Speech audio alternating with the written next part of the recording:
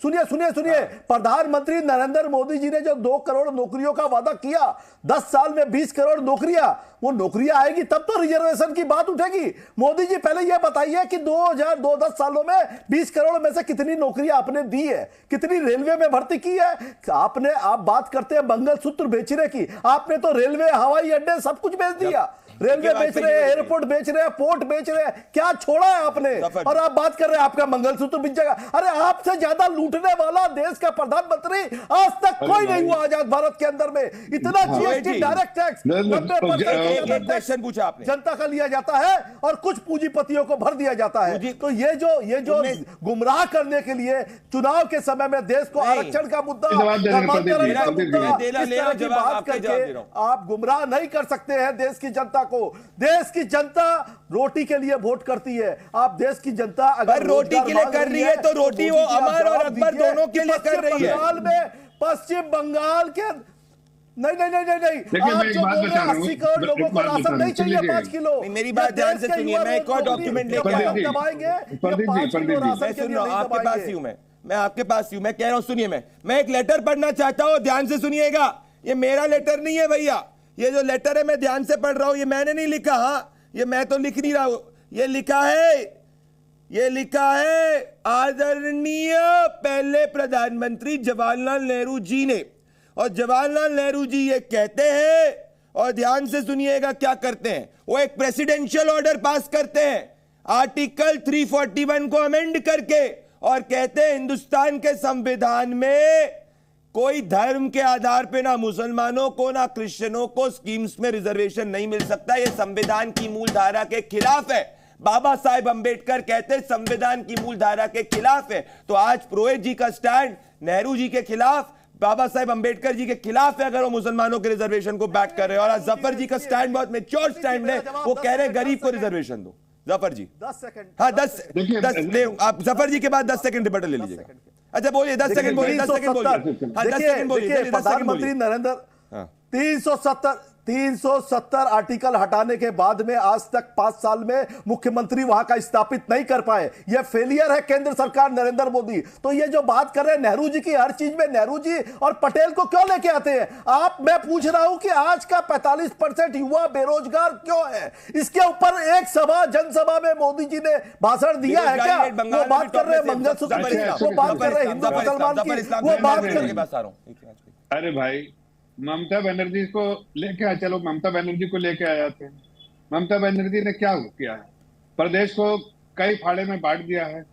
किसी अलग अलग तुष्टीकरण करके, राजनीति करके उन्होंने अपने में सत्ता में काबिज रहने के लिए मुस्लिम समाज को करती रहती है।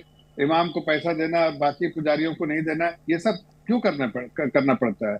अरे दुर्गा पूजा के पंडालों को भी पैसा दिया जाता है, उसका विरोध भारतीय जनता पार्टी करती है पश्चिम बंगाल के अंदर में। सुनिए जितनी दुर्गा पूजा होती है पश्चिम बंगाल के अंदर में, हर दुर्गा पूजा कमेटियों को 70,000 रुपया बोलने दीजिए। नहीं पुरोहित जी वो आपके बीच में नहीं बोले। पुरोहित जी उनको बोलने दीजिए। इसके बाद मेरे को अनुराग जी, दानिश जी और ए.के. वाजपेयी जी के पास आना। ए.के. वाजपेयी जी मैं तब से इंतजार कर रहा हूँ। मैं आपके वक्तव्य को सुनने के लिए आऊंगा, पर जफर इस्लाम के बाद रोहित जी मत चिल्लाइए। मजूमदार ये लोग विरोध करते हैं। रोहित जी मत चिल्लाइए। जफर इस्लाम विरोध हम उसका करते हैं जो तुष्टीकरण करते हो। आज तुम्हारी हालत खराब है जमीन में, इसलिए कि मुस्लिम समाज का वोट जो है बढ़ के थोड़ा आधा कांग्रेस में जा रहा है, आधा लेफ्ट में, आधा हमारे यहाँ और कुछ हमारे यहाँ, और इसलिए तुम्हारी हालत खराब है। समझ में आ रहा है? तुम 5 से 7 सीट नहीं जीत सकते बंगाल में, इसलिए तुम्हें दिक्कत हो रही है और इसलिए मोदी जी को गाली देना शुरू कर दिया। अरे पश्चिम बंगाल में आज आपके सुकांतो मजूमदार हार रहे हैं चुनाव बालूरघाट से। बंगाल में आपके प्रदेश अध्यक्ष और बालूरघाट से आपके मंत्री निशित प्रमाणिक चुनाव हार रहे हैं। आपको नहीं पता है? जफर जी आप एक सीनियर बैंकर हैं। जफर जी आप एक सीनियर बैंकर हैं, और मैं कहना चाहता हूं कि जिस कंपनी की बैलेंस शीट में सिर्फ लॉस, जिसने सिर्फ लॉस देखा है, उसको प्रॉफिट नहीं समझ में आता।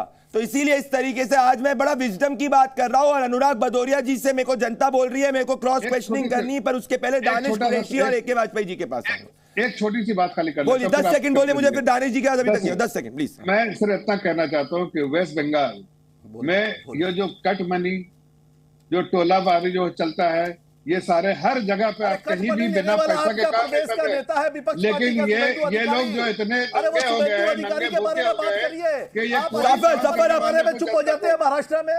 मेरी बात आप सुनिए, एके वाजपेयी जी, एके वाजपेयी जी, एके वाजपेयी जी और दानिश जी, उसके बाद अनुराग जी के साथ मेरी क्रॉस क्वेश्चनिंग होगी, अनुराग जी और जफर जी के साथ। एके वाजपेयी जी पहले आएंगे और फिर दानिश जी आएंगे। एके वाजपेयी जी बताइएगा, क्या यह सत्य नहीं है कि धार्मिक आधार पर रिजर्वेशन संविधान की धारा के खिलाफ है?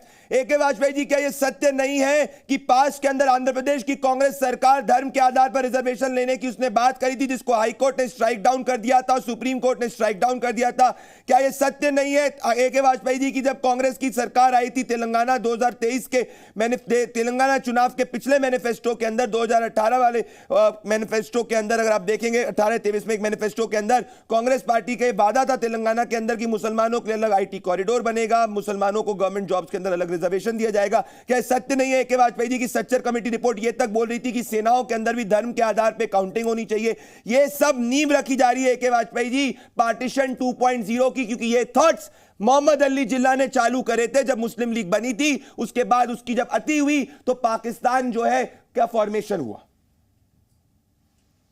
प्रदीप बाबू, आपकी रिसर्च बिल्कुल कंफर्म है, सारी बातें बिल्कुल सही हैं और संविधान इस बात की इजाजत नहीं देता है कि आप धर्म के आधार पर रिजर्वेशन दें। लेकिन उन्होंने क्यों दी हुई है? 10% रिजर्वेशन इन्होंने लोकल सेल्फ गवर्नमेंट में दी हुई है वेस्ट बंगाल में, आपने ठीक बताया। 4% कर्नाटका में दी हुई है, 5% आंध्र प्रदेश में दी हुई है और सबके मैटर सुप्रीम कोर्ट में पेंडिंग है। लेकिन ये कहां से निकली है? ममता दीदी निकली कहां से? ये कांग्रेस से इनकी उत्पत्ति हुई है। पहले ये कांग्रेस में ही हुआ, यूथ कांग्रेस में हुआ करती थी, फिर कांग्रेस में भी नहीं। तो कांग्रेस तो अपने तुष्टीकरण के लिए बाकी तरह से जानी जाती है। 14 की रिपोर्ट आपको याद होगी, जब अंटनी साहब इनके डिफेंस मिनिस्टर की रिपोर्ट आई, इन्होंने कहा कि कांग्रेस का जो ये असर हुआ है ये सिर्फ और सिर्फ तुष्टीकरण की वजह से। और ये पुरोहित साहब क्या बात करेंगे? ममता देवी ने पब्लिकली स्टेटमेंट देके अपील की थी अपने कार्यकर्ताओं को और ऑफिस बेयर्स को कि जो कट मनी लिए वो कृपया करके वापस कर दीजिए। ये वही बंगाल है जहाँ पैसे निकलते हैं, मशीन थक जाती गिनते गिनते। ये वही बंगाल है, ये वही ममता दीदी है जो दुर्गा पूजा पे रूट बदल देती है कि कहीं अपीजमेंट करते करते उस समाज को दिक्कत ना हो जाए किसी तरीके से। ये तो जानी जाती है इस चीज के लिए। ये तुष्टीकरण संविधान में नहीं है, ये भी नहीं है। तो माइनॉरिटी की प्रोटेक्शन तो आप कर सकते हैं, उनकी अपलिफ्टमेंट की बात तो कर सकते हैं, इक्वल अपॉर्चुनिटीज देने की बात कर सकते हैं, लेकिन ये तुष्टीकरण और धर्म के नाम पे आप रिजर्वेशन जो दे रहे हैं ना, ये वाकई खतरे की घंटी है जिसको आपको बदलना पड़ेगा। लेकिन ये लोग तो सनातन को गाली देने में इंटरेस्टेड है, ये लोग तो सनातन को गाली देने में इंटरेस्टेड है और तुष्टीकरण को बिल्कुल चुप करके सही वाजपेयी फ्रंट फुट पे बैटिंग कर रहे हैं वीरेंद्र सहवाग जैसे भैया। और मैं आऊंगा पुरोहित जी बहुत समय तक आपके पास, और रिलैक्स करिए पुरोहित जी, आई विल कम।